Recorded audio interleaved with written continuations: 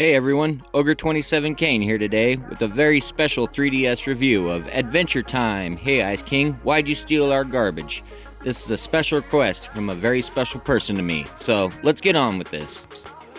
But first of all, what time is it? Adventure Time!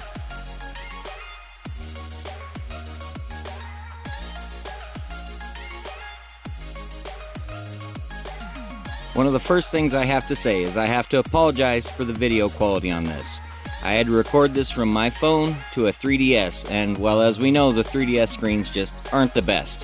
Still turned out pretty good though. Let's get into this. First up, the story. The story in this is just as ridiculous as any episode you'll see on TV. It's literally chasing the Ice King, trying to figure out why he stole your garbage. It has all the fan-favorite characters from the TV show, and each one seems to have their own quest or dialogue or something interesting about them, so it does give you an incentive to go around the world and try to talk to everybody.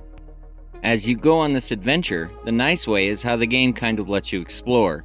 You can almost kind of build the story the way you want to. Yeah, it has a linear progression, but that doesn't mean that you can't just figure little things out here and there and kind of build and add to the narrative.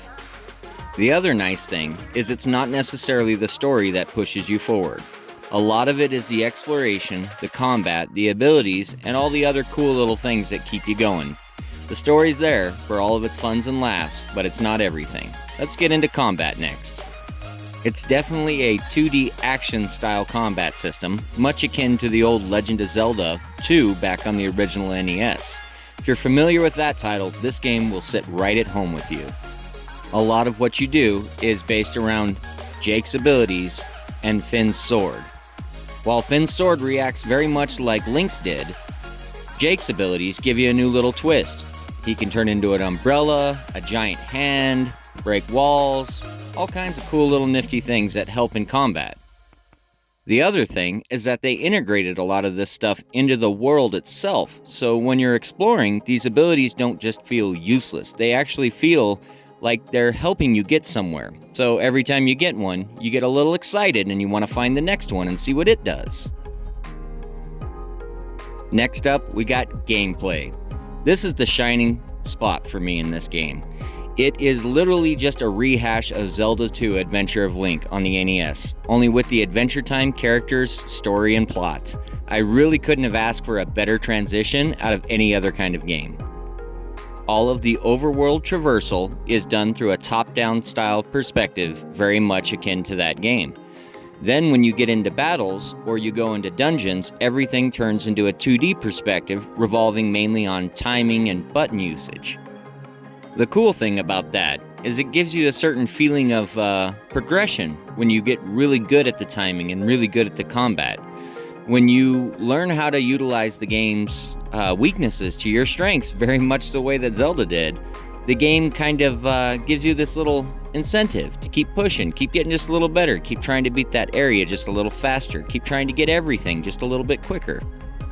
The only thing the gameplay suffers on is because of those old design tropes. A lot of it is built around you talking to the right person or unlocking the right piece of dialogue. So there were times where I was wandering around aimlessly for a while just to figure out what to do. I will say, it never got too hard though. I never had to consult a guide or the internet. I just had to use my brain, stop and think, and then remember where all I'd been. What abilities do I have now? What can I use to my advantage? The only real deviation from the Adventure of Link is the fact that there really is no experience system. It's all about finding your levels up instead of actually killing enemies to get them. But other than that, it's pretty close. Alright, let's talk some graphics and animation. For the 3DS, this game looks really good. The 3D on it pops. I enjoyed it a lot. All of the artistry, all of the motion, the animations, everything fit together pretty well. It feels like playing the cartoon. They definitely tried to keep it as close to its true source material as they could, which I'm totally okay with. I absolutely love the cartoon, and I absolutely love the art style. Yeah, it's kinda dorky, but it fits the idea and the imagination of a little boy in Wonderland. Another thing is that the frame rate is pretty darn steady. For a game that revolves around timing and button usage, it really is spot on. I never had any hiccups or issues caused to frame rate. Everything I did was my fault. So what ended up making this game special to me was the fact that it was so much like playing Zelda 2. It was a nostalgia trip that I needed.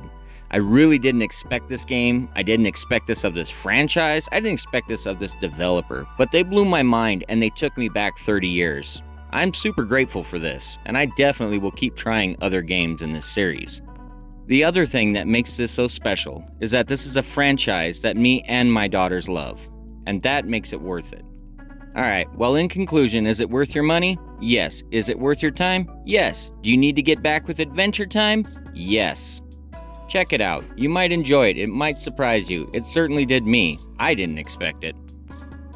Well, thank you for watching this video. It was a blast to make. I enjoyed playing this game and reviewing it. It's a special video for a special someone. Thanks again, Ogre27Kain, signing out.